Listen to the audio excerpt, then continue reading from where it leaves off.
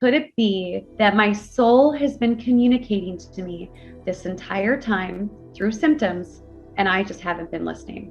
And it was through the journey of doing this deeper work that really brought me to where I am today, and really is a big part of me birthing this book into the world, because so many people don't know the language of the soul. And that's one of the very first things that we need to understand as humans in order to wake up to who we are. And it starts in the body, it starts with health. The fastest way to discover whether or not you are listening to your soul, whether or not your light is turned on, is to look at your physical health, because your soul communicates through illness.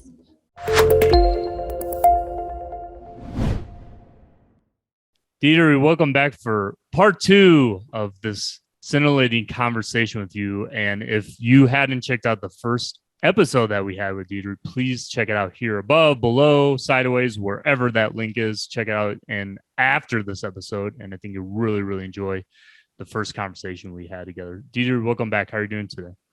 Oh my gosh, so good to be here. I loved our first conversation. You're such a great host, and I love where we went last time. And I'm like so curious, where are we going to go today? We're going to go somewhere, hopefully not a brick wall, but we're going to go somewhere. Yeah. No brick walls. No brick walls, for sure. Well, number one, congratulations. You just published a book. Can you please tell our audience what it is and what it's all about?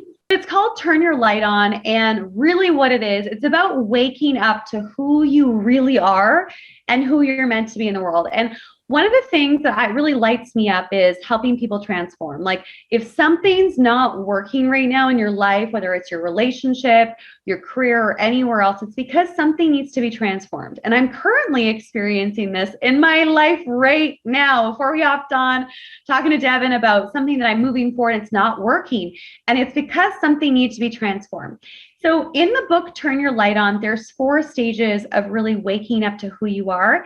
And I take you through a proven system that I've been developing for the last decade that is proven to help you to really wake up to who you are and release what's in the way, release the barriers, release the programming, release the muck, so that you can see clearly your vision, your path, and yourself, so that you can be that more in the world. And that's really what Turning Your Light On is really all about. And then, super excited, Devin, I have my favorite author in the entire world, James Twyman. He's a New York Times bestselling author. He's the author of The Moses Code. And he endorsed my book and says, Deidre Sirianni is a carrier of ancient wisdom and a way shower that initiates great leaps in human evolution. So that is something I'm so proud of, because his book changed my life years ago. And he's the guy who planted the seed into my consciousness that maybe one day I would write a book.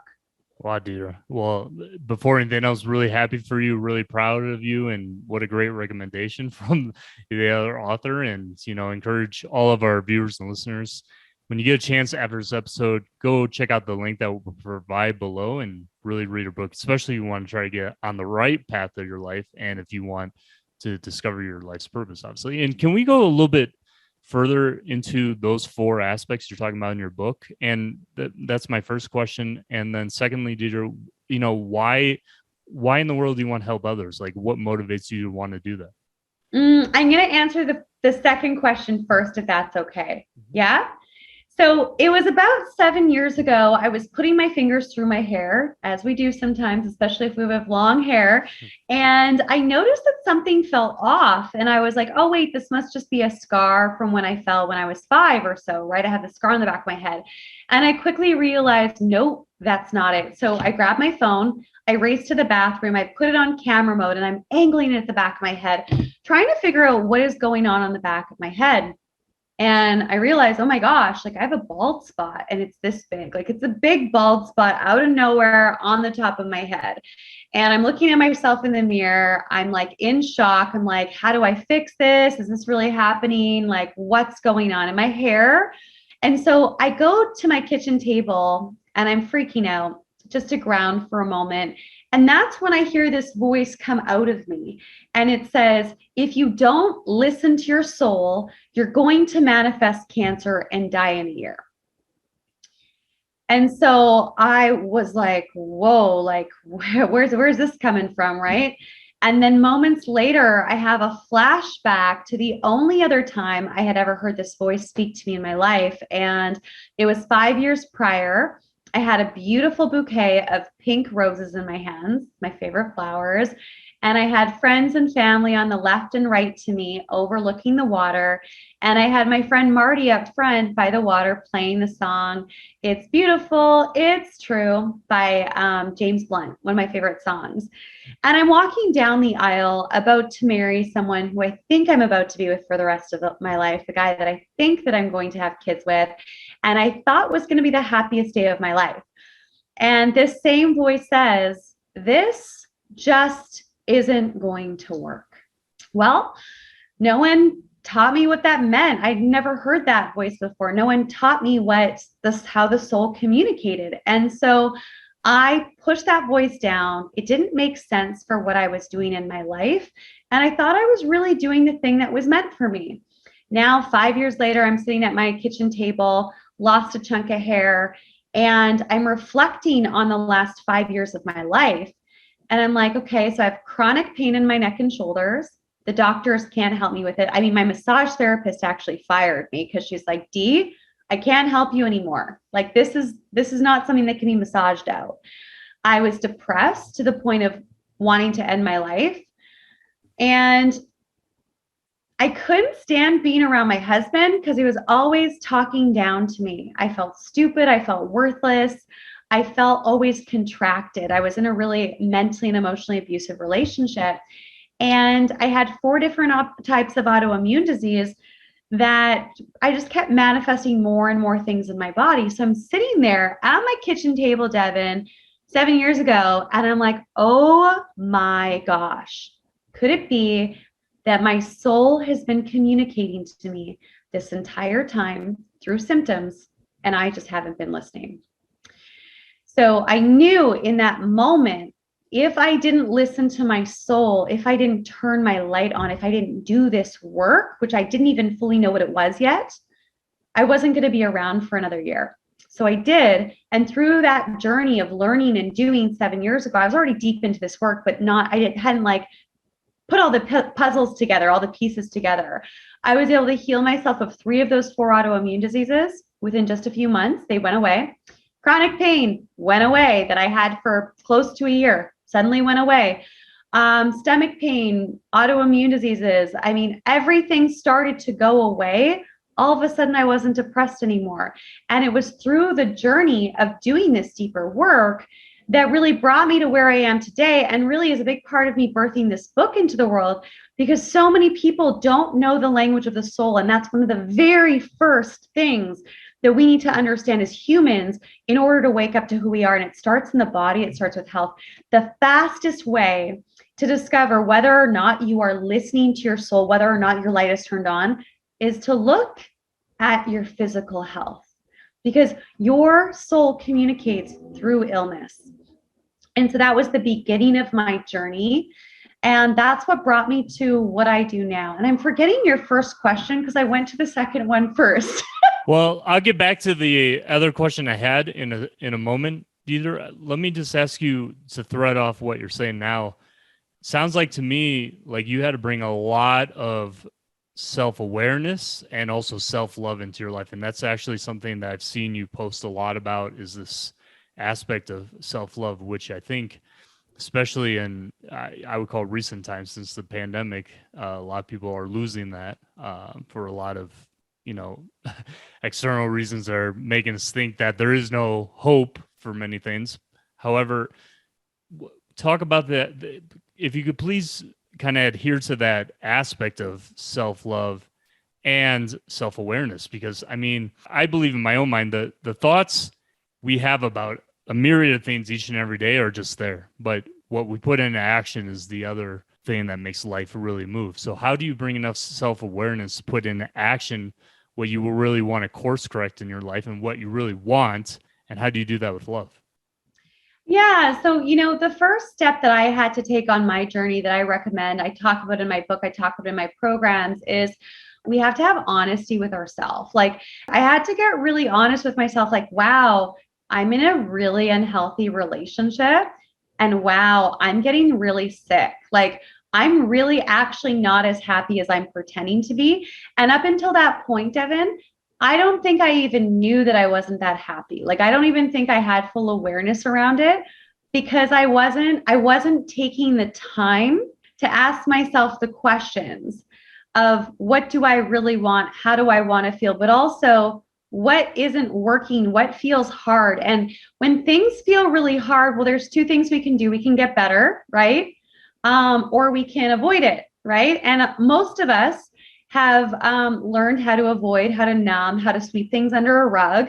And then we live in this space of not dealing with what needs to change. And where we can get better, well, we either can build some skills of resiliency and also discernment. Is this something that I need to get stronger and build new skills and tools around? Or is this something that's not for me?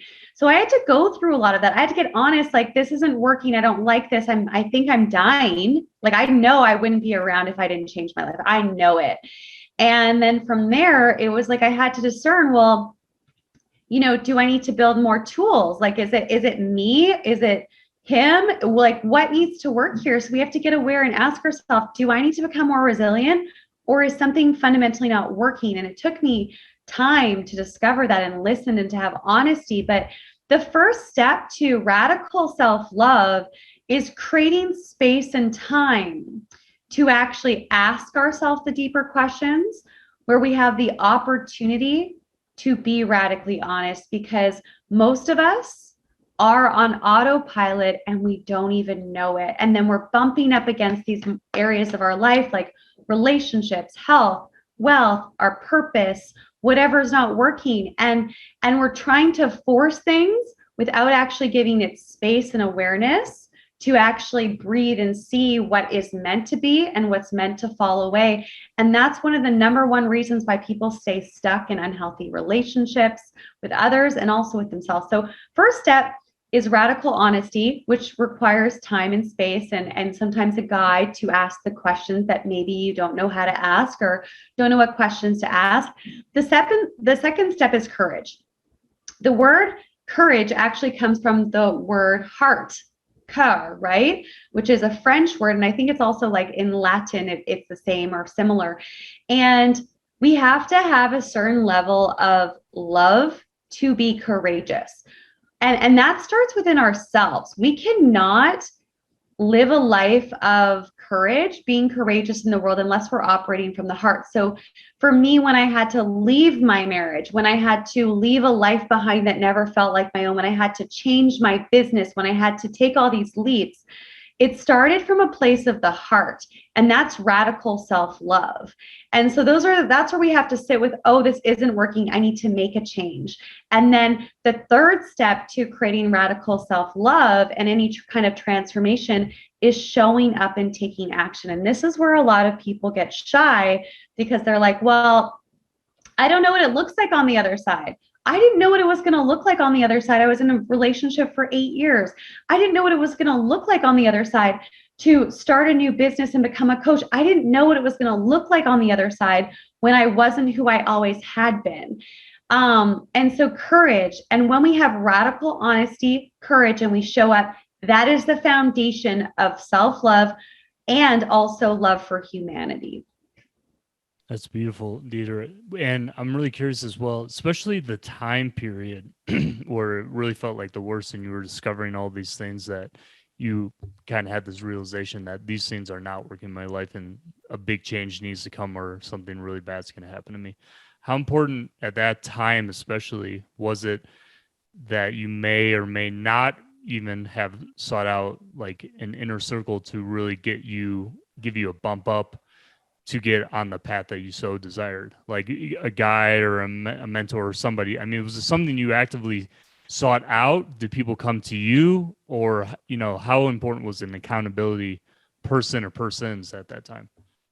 Yeah, so at that time in my life, like, I was deep into personal development because I was sponsored by companies with my past career. So I'd be at all these personal development seminars. But I felt like a lot of these personal development programs that I was in, they were trying to make me someone, and like it was cookie cutter. And it's like, this is how you have to be in order to be a good human. And I was like, that doesn't quite feel right. So I was in discovery mode. And that was actually one of the very first things that changed my life. It was about 6.5 years ago. I attended an event and it was a super spiritual, and I remember thinking it was super out there and weird at the time event. And I started to surround myself with people who thought differently than me. And that's when I started to really develop more of like self-trust. And I started to really listen to those pulls and the nudges. So I hired my first coach not too long after that, I would say within a few months. I was already studying with shamans, like in the space of healing and mentorship in different ways. But I hired a personal coach, and then I started to go to events, and I started to put myself, and that was more the beginning of me consciously looking for something to support me. Whereas before I was in things that I was interested in, but it wasn't for making big moves of where I wanted to go. So that's such a big piece, because if you're in the wrong environment and you're a beautiful flower that wants to bloom, you won't bloom. You will feel like you don't belong. You will feel like something's wrong with you, right? Whereas if you're in the right environments and you have the right support and nourishment, it's the game changer. So great question. What I have found with some people I know personally in my life is that big part of them not feeling self-love is that they just don't know how they should discover it.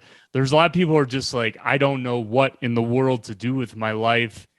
Like, people just get generally frustrated with just not knowing anything, right? I've personally been there in my life. I'm like, I kind of know who I am, but I don't know where it's going. I don't know what I want. I don't know. I think that in of itself can be a vicious circle. So does your book also touch on that kind of issue as well? Like, if you just feel like you have nowhere to go and don't know how to get there and don't have a compass to that aspect of your life that you think you should be going to?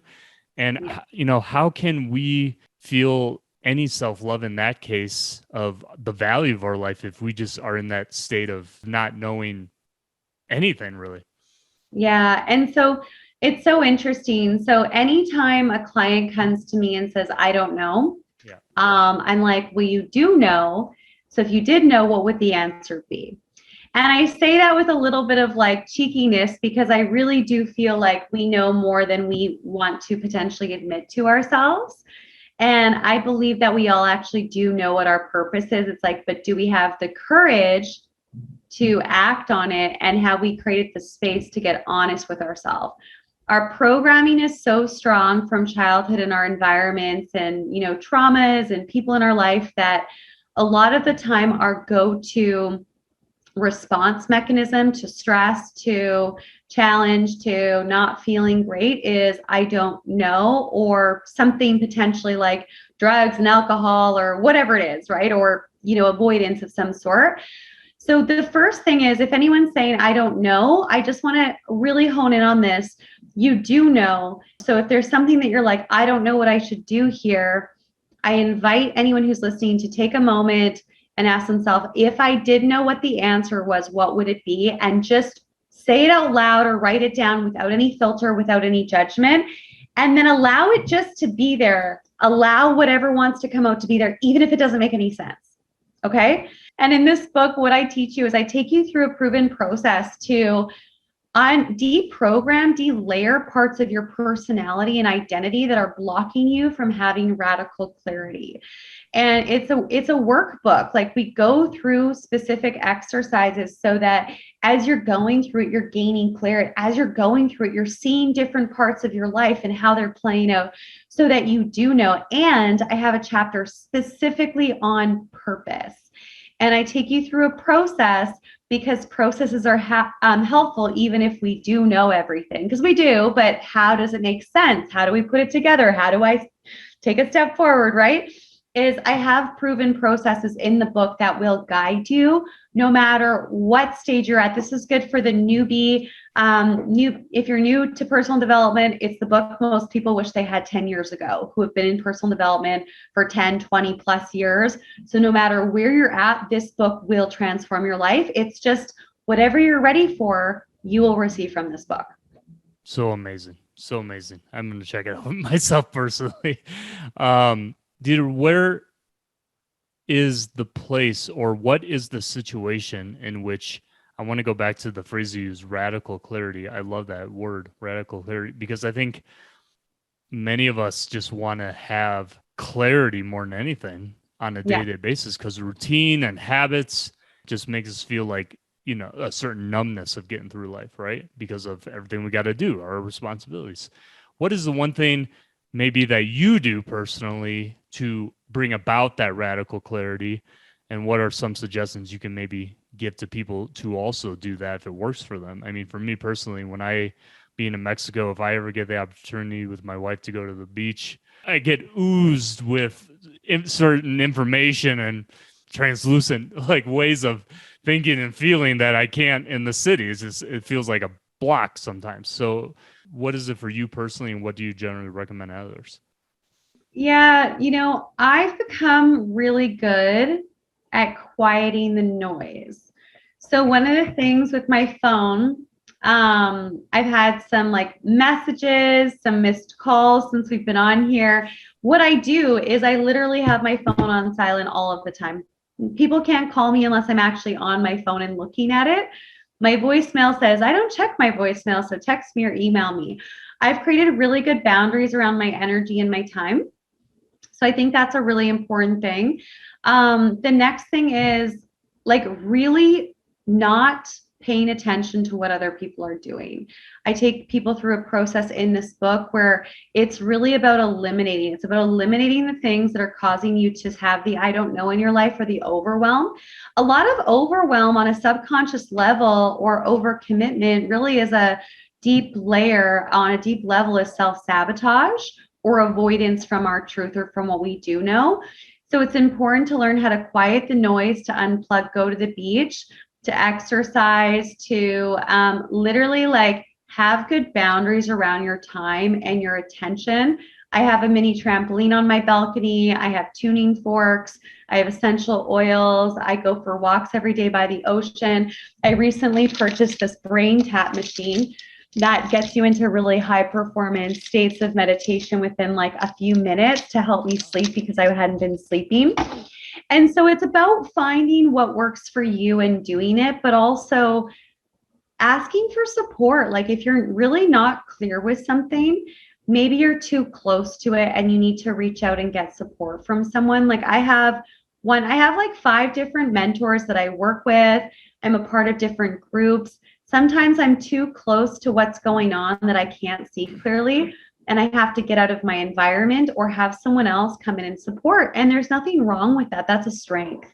Yeah, very powerful. I mean, just having, like you were going back to the word courage. Sometimes we just feel like having courage to speak to someone else is maybe a bit too much, but you shouldn't, Yeah. have any barriers whatsoever in that capacity, And I'm really curious as well within that idea of courage. Do you personally, like, because your track of life is so different now than it was some years ago, do you personally ever feel that you would ever go back to a situation that you had been in before? Meaning, like, do you feel like you, not because of self-sabotage necessarily, but do you ever fear in any way that you may revert back to a situation that you had previously lived, and this may all be gone for you? Or do you feel like everything that you have in your capacity to make your future brighter is always there despite the obstacles that may come day to day?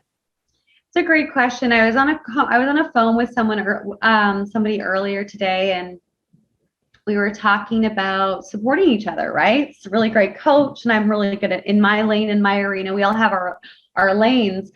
And I feel like every single time that we go into these spaces of expansion, our old stuff comes to the surface. That's my neighbor's cat, by the way. Just comes into my home like they always have something to say, or at least visualize to our audience. So they're always yeah. I have a crazy cat woman. I have 2 cats, and the neighbor's cat's here all the time. Like he owns Yes, it's the neighbor's cat. He's like, hello. Oh, very nice. But it's interesting because things do come up every single time I go to another level of like we could say influence, but I don't really love that word. It's more of every time I put myself out there in a bigger way, my stuff comes to the surface. And my stuff as of lately has been coming to the surface. Like my book came out. I was like, oh my gosh, is it any good? We all go as creatives, as we put ourselves out there, we're going to go through this wave and it's not talked about a lot. So the feelings may come up for sure, 100%.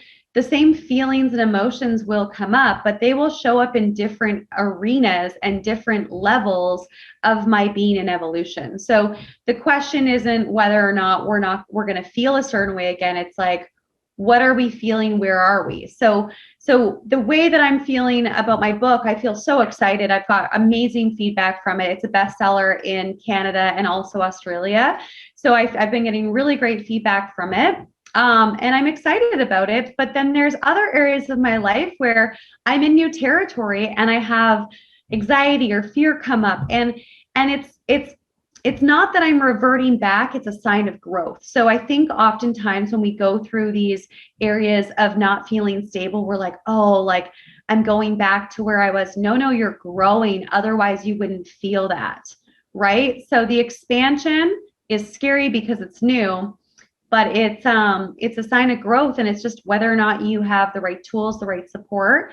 But as far as going back to old ways of being, I mean, as humans, we have default settings that are very ingrained in us from a very young age, from trauma and imprints. And although I've supported people in that work, I still have stuff that comes up in my life where I'm like, ooh, I'm a little bit like it brought something up, but I move through it so quickly. And then there's certain areas where I've been moving through it for so long that things that used to really trigger me, I don't even blink an eye at. So it's this constant state of evolution and growth, and there's different layers to it. We're human, no one's perfect. And when we practice, when we show up and we have the right support, it becomes easier. Incredible. We only have time for a couple more questions, unfortunately, dear, and we'll have to find another opportunity in the future again, because it's so absolutely scintillating speaking with you and your just incredible knowledge of this topic and just how we can get on the right track of our life. And I want to stay on this topic that you're just talking about now, because as you're speaking something, and I've referenced this in different occasions before, I get this visualization of like a boat going through the sea, and the waves coming up and down and swaying to and fro with the boat, not tipping over obviously, and capsizing as it were.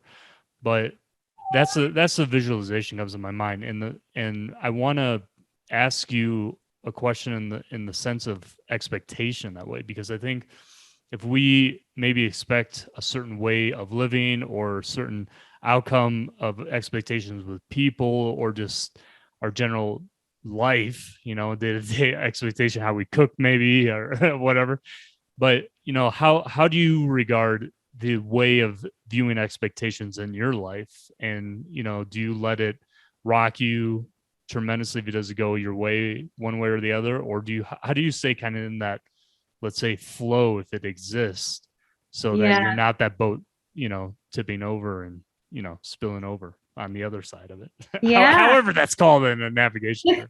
This is like a perfect question, because I'm recently going through something that I've had to really, really like release an anchor. Do you know what I'm saying? So I strongly believe that anytime I command something in my life, like this is happening, and I feel it in every cell of my body, and I demand it from myself and the world, it happens every single time. Okay. And with that being said, so we have to command our life. And when we command what we want, we create it, and we create it quickly. And at the same time, sometimes we've commanded something and we're used to getting a specific result. And so it's an expectation, right? So can be these expectations around results or ways of being. And then sometimes you can continue to command and put the legwork in and do the things that have worked in the past, but they're not working anymore. And you're like, this isn't working. And that's a sign that something needs to be transformed. So there's expectation. Expectation comes from practice. Oftentimes, if we've practiced something enough, if I'm a really fast runner, or I'm on a soccer team and I'm used to winning, well, my expectation is that I'm going to win. We can talk about it. But if all of a sudden something that we've been doing as a team isn't working anymore, and we're all of a sudden losing, Well, something needs to transform. So in my current life today, I was getting super geared up for this event that's been really successful in the past. And I felt like I was pushing a rock uphill. I actually was doing more work than I've ever done in the past to prepare and make it perfect and all these things and get a specific result based on an expectation. But it wasn't working. And I was pushing it and being resilient and commanding. And I was like, okay, I need to pause because something needs to transform here. And through the pause, I realized that I was bending, I was shifting the integrity of my work to make it work for other people. And then I was like, that's not working. Got it. So the event's still great. This is still great. I just can't compromise. And it just gave me more insights on a very deep level as to what needs to change. And so I turned a 3-day event. I pivoted. I transformed it into a 1-day experience so that I'm not compromising my work. I'm still giving people an experience. I'm still in integrity with what I said I would do, just in a different way. And I learned that sometimes, no matter what you do right, some things aren't going to work either to redirect you or because something needs to be transformed, or it's not your door, or it has an expiration date. And I'm like, well, what is it? And so with the space of expectations, we can have expectations. And we also need to be aware that sometimes there's a bigger universal message of something that needs to change. Sometimes it's us. Sometimes it's what we're doing. Sometimes it's a whole new redirection. And what I call that in my book is spiritually aligned chaos, because it's chaos to recalibrate and redirect you if you're aware enough to pay attention to the signs. That's an incredible phrase. I'm gonna rewatch this when this episode is uploaded and write that phrase down. Yeah, right. You gotta get my book, Devin. Yes, well, in the book as well, and I encourage all of our viewers and listeners to please check out Deidre's book. We're going to include all the links so you can, get it as soon as possible if this is something that's really pulling on your heartstrings right now and you want to align your life in the way that you envision. And also, I like what you're saying, especially with integrity, because that's really the key. It's like if we're really attuned with that self-awareness and that integrity and the authenticity of who we really are without having all this external stimuli just distracting us, we'll know the natural flow of our life. And I think that could be a really beautiful thing if we take time and discipline to do it. But it's beautiful how you're expressing that, Deidre. And my last question to you, and I really thank you again so much for being on for this second episode, and really grateful. My question to you, Deidre, is what is your vision for your life right now as you see it, want to take you? What's your heart telling you as far as how you want to impact this world and the people around it for, a better future, or just right now into their day to day? Because I think we misstep the minutia of what we're doing right now. And, there's so many intricacies that could be changed right away. But what does your heart personally tell you that it wants to take for your life and its impact in this world? Mm-hmm. What I know that I'm here to do, and it's been clear for the last 5 years since I had a vision of looking down on the world and turning people's lights on, is I'm here to wake people up to who they actually are, not who they've been programmed to be, not what their trauma has made them show up and be. I'm here to wake people up to the truth of who they are and who they're meant to be.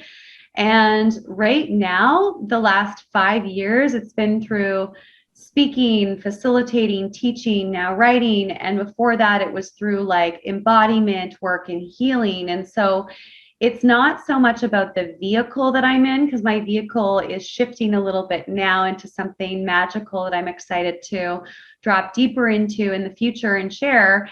But the essence is, my mission is to wake up as many people as possible to the truth of who they are and who they're meant to be. And that's from releasing everything that we're not. And that's really what this is about, this evolution and creating the life, the world of our dreams.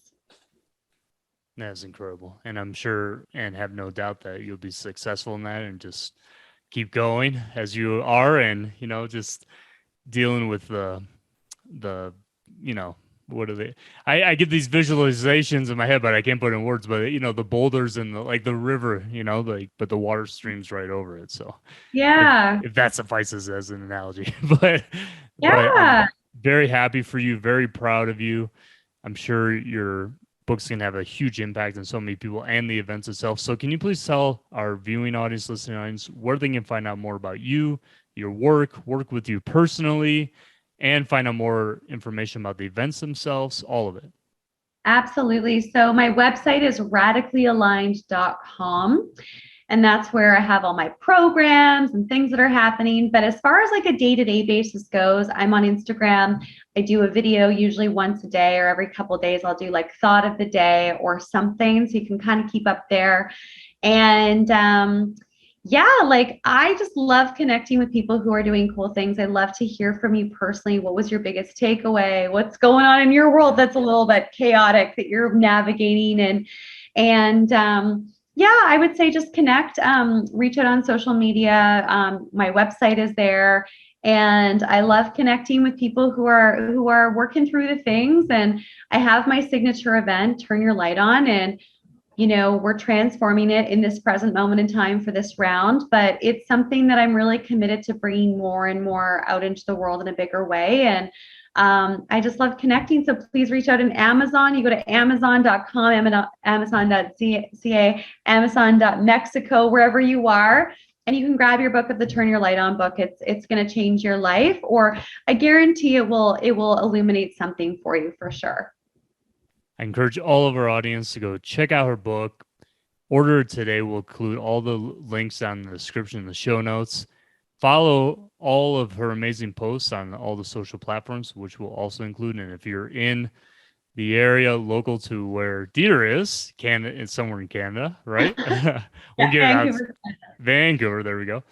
Then, check out the next time she has an event as well. And we'll include all of her information below. And it was such an honor to have you on again, Deidre, and wish you the best of luck in all your future success with your book and how you impact the world. Thank you for having me. Thank you so much. And we'll see you all in the next episode. And please comment below. So what was your main takeaway from this conversation today? What is it that, you're really looking to turn your life around in right now and through? And how do you want to make that change in your life? If it's a long-term thing, if it's a daily thing, what is it? Please comment below. Please give your feedback to Deidre. We'll see you all in the next episode. Take care, everyone.